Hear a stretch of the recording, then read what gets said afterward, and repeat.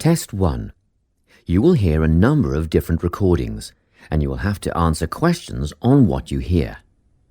There will be time for you to read the instructions and questions, and you will have a chance to check your work.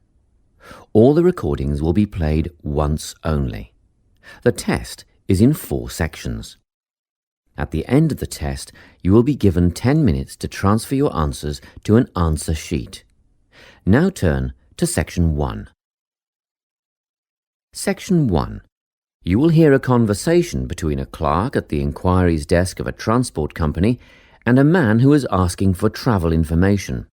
First, you have some time to look at questions 1 to 5.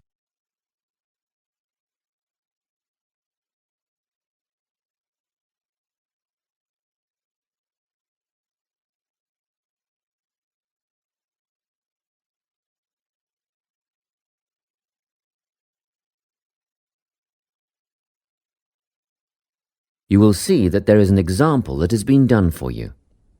On this occasion only, the conversation relating to this will be played first.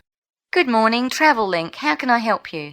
Good morning. I live in Bayswater and I'd like to get to Harbour City tomorrow before 11 a.m. Well, to get to Bayswater... No, I live in Bayswater. My destination is Harbour City. Oh, sorry, right. So that's Bayswater to Harbour City. Are you planning to travel by bus or train? The man wants to go to Harbour City, so Harbour City has been written in the space. Now we shall begin. You should answer the questions as you listen, because you will not hear the recording a second time. Listen carefully and answer questions 1 to 5. Good morning, Travel Link. How can I help you? Good morning. I live in Bayswater and I'd like to get to Harbour City tomorrow before 11 a.m. Well, to get to Bayswater... No, I live in Bayswater. My destination is Harbour City. Oh, sorry. Right, so that's Bayswater to Harbour City. Are you planning to travel by bus or train? I don't mind, really. Whichever option is faster, I suppose. Well, if you catch a railway express, that'll get you there in under an hour. Let's see. Yes, if you can make the 9:30 a.m. express, I'd recommend you do that. Great. Which station does that leave from? Helendale is the nearest train station to you. Did you say Helensvale? No, Helendale. That's Helendale. What's the best way to get to the Helendale station then? Well, hang on a minute while I look into that. Now, it seems to me that you have 2 options. Option 1 would be to take the 7:06 bus from the Bayswater Shopping Centre to Central Street. When you get there, you transfer to another bus which will take you to the station. Or the second option, if you don't mind walking a couple of kilometres, is to go directly to Central Street and get straight on the bus going to the train station. OK, which bus is that? The 792 will take you to the station. I guess the walk will be good for me, so that might be the better option. What time do I catch the 792? There are 2 buses that should get you to the station on time, one just before 9 o'clock and one just after. But look, at that time of the morning it might be better to take the earlier one, just in case there's a traffic jam or something. The 8:55 is probably safer than the 9:05. Yeah, I don't want to miss the train, so I'll be sure to get on the 5 to 9 bus. Before you hear the rest of the conversation, you have some time to look at questions 6 to 10.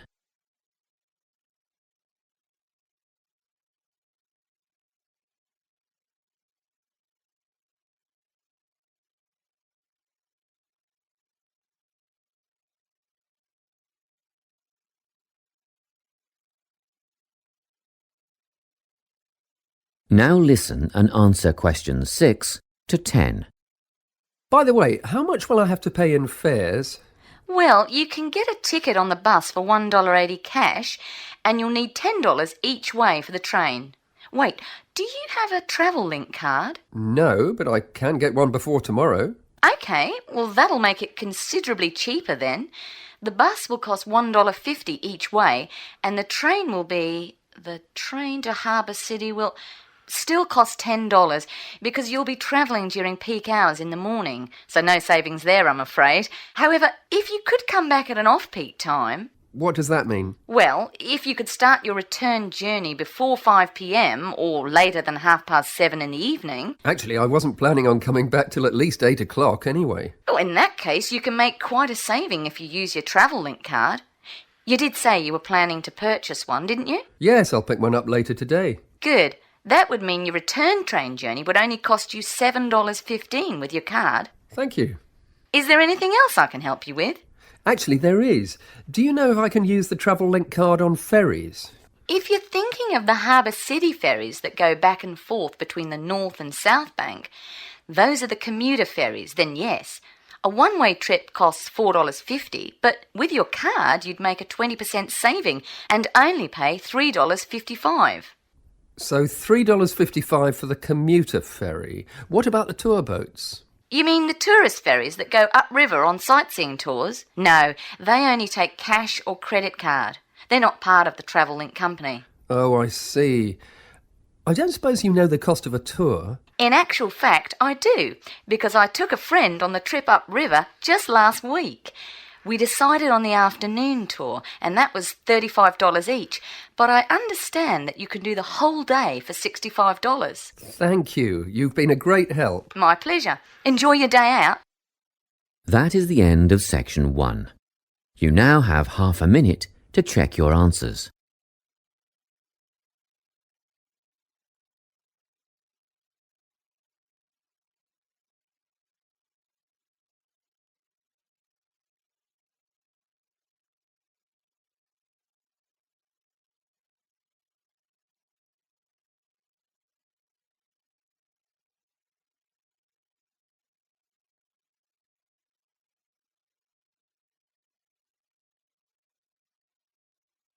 Now turn to Section 2. Section 2. You will hear a guidance counsellor talking to a group of students. First, you have some time to look at questions 11 to 14.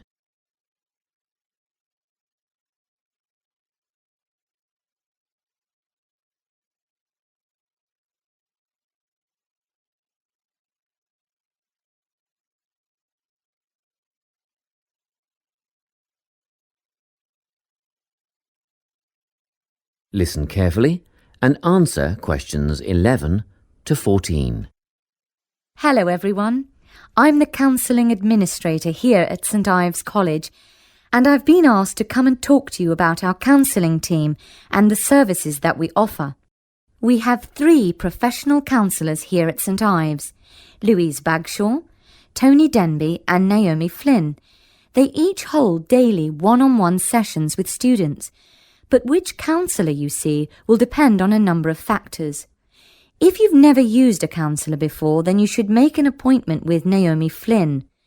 Naomi specialises in seeing new students and offers a preliminary session where she will talk to you about what you can expect from counselling, followed by some simple questions about what you would like to discuss. This can be really helpful for students who are feeling a bit worried about the counselling process. Naomi is also the best option for students who can only see a counsellor outside office hours. She is not in on Mondays but starts early on Wednesday mornings and works late on Thursday evenings, so you can see her before your first class or after your last class on those days. Louise staffs our drop-in centre throughout the day. If you need to see someone without a prior appointment, then she is the one to visit. Please note that if you use this service, then Louise will either see you herself or place you with the next available counsellor. If you want to be sure to see the same counsellor on each visit, then we strongly recommend you make an appointment ahead of time. You can do this at reception during office hours or by using our online booking form. Tony is our newest addition to the counselling team. He is our only male counsellor, and he has an extensive background in stress management and relaxation techniques. We encourage anyone who is trying to deal with anxiety to see him.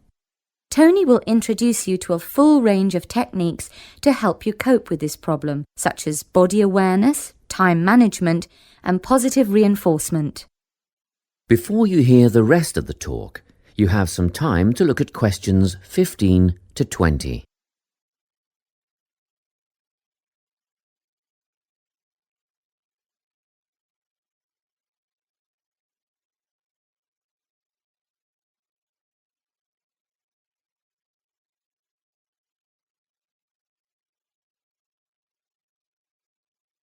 Now listen and answer questions 15 to 20. Each semester, the counselling team runs a number of small group workshops. These last for 2 hours and are free to all enrolled students. Our first workshop is called Adjusting. We've found that tertiary education can come as a big shock for some people. After the structured learning environment of school, it is easy to feel lost. In this workshop, we will introduce you to what is necessary for academic success. As you might expect, we're targeting first-year students with this offering.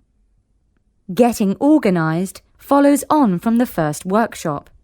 Here, we're going to help you break the habit of putting things off, get the most out of your time, and discover the right balance between academic and recreational activities. With getting organised, we're catering to a broader crowd, which includes all undergraduates and postgraduates. Next up is a workshop called Communicating. The way people interact here may be quite different to what you're used to, especially if you've come from abroad. We'll cover an area that many foreign students struggle with: how to talk with teachers and other staff. We'll cover all aspects of multicultural communication. International students tend to get a lot out of this class, so we particularly encourage you to come along. But I must say that sometimes students from a local background find it helpful too, so everyone is welcome. The anxiety workshop is held later on in the year and deals with something you will all be familiar with: the nerves and anxiety that come when exams are approaching. Many students go through their entire academic careers suffering like this, but you don't have to. Come to this workshop and we'll teach you all about relaxation and how to breathe properly, as well as meditation and other strategies to remain calm. We've tailored this workshop to anyone who is going to sit exams. Finally, we have the motivation workshop. The big topic here is how to stay on target and motivated during long-term research projects. This workshop is strictly for research students, as less advanced students already have several workshops catering to their needs. Well, that's it. Thanks for your time. If you have any questions or want more information about our services, do come and see us at the counselling service. That is the end of section 2. You now have half a minute to check your answers.